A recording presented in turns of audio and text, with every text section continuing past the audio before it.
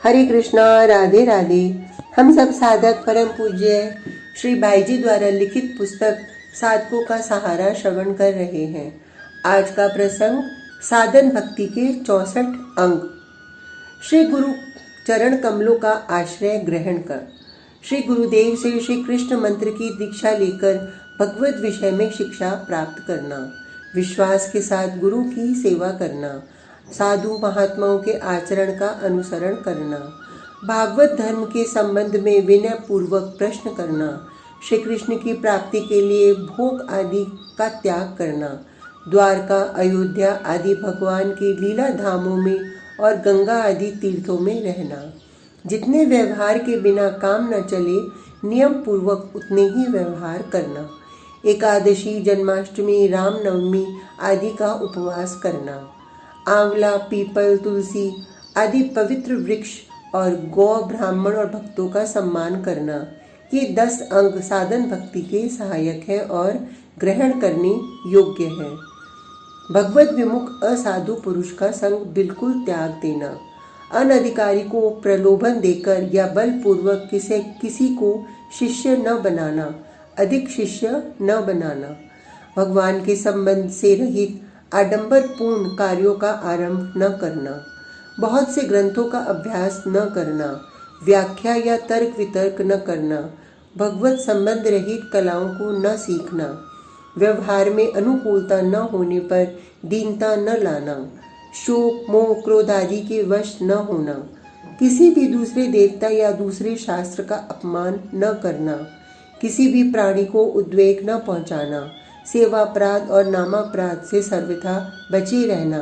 श्री कृष्ण और श्री कृष्ण के भक्तों के द्वेष और निंदा आदि को न सह सकना। इन 10 अंगों के पालन किए बिना साधन भक्ति का यथार्थ उदय नहीं होता। वैष्णव चिन्ह धारण करना, हरि नामक्षर धारण करना, निर्माल्य धारण करना, श्री भगवान के सामने नृत्य करना, श्री भगवान को दंडवत प्रणाम करना, श्री भगवान की मूर्ति को देखते ही खड़े हो जाना, श्री भगवान की मूर्ति के आगे आगे या पीछे पीछे चलना, श्री भगवान के स्थानों अर्थात उनके धाम और मंदिरों में जाना, परिक्रमा करना, श्री भगवान की पूजा करना, श्री भगवान की परिचर्या या सेवा करना, श्री भगवान का लीला संबंधी गान करना,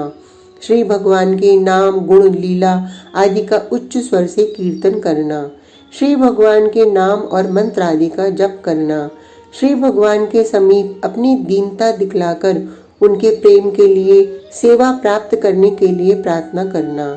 श्री भगवान की स्तुतियों का पाठ करना, महाप्रसाद का सेवन करना, चरणामृत पान करना, धूप और माला आदि का सुगंध ग्रहण करना, श्री मूर्ति का दर्शन करना, श्री मूर्ति का स्पर्श करना, आरती और उत्सव आदि का दर्शन करना, श्री भगवान के नाम, गुण, लीला आदि का श्रवण करना, श्री भगवान की कृपा की ओर निरंतर देखते रहना, श्री भगवान का स्मरण करना, श्री भगवान के रूप, गुण, लीला, सेवा आदि का ध्यान करना, सारे कर्म श्री भगवान को अर्पण करके अथवा उन्हीं के लिए सब कर्म करते हुए भगवान का अनन्य दास बन जाना, दृढ़ विश्वास और प्रीति के साथ अपने को श्री भगवान का सखा मानना,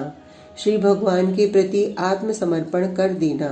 अपनी उत्तम से उत्तम और प्यारी से प्यारी सब वस्तुएं भगवान के प्रति निवेदन कर देना, भगवान के लिए ही सब चेष्टा करना, सब प्रकार से सर्वथा श्री भगवान के शरण हो जाना, उनकी तुलसी जी का सेवन करना, उनके शास्त्रों का सेवन करना, उनके पुरियों का सेवन करना, उनके भक्तों का सेवन करना, अपने वैभव के अनुसार सज्जनों के साथ मिलकर भगवान का महोत्सव करना, कार्तिक के व्रत करना, जन्म और यात्रा महोत्सव मनाना, श्रद्धा और विशेष प्रेम के साथ भगवान के चरण कमलों की सेवा करना, रसिक भक्तों के साथ मिलकर श्रीमद् भागवत के अर्थ और रस का आस्वादन करना, सजातीय और समान आशय वाले भगवान की रसिक महापुरुषों का संग करना, नाम संकीर्तन करना और ब्रिज मंडल आदि मधुर लीला धामों में वास करना। आज का प्रसंग इतना ही। कल तक के लिए हरे कृष्णा। राधे राधे।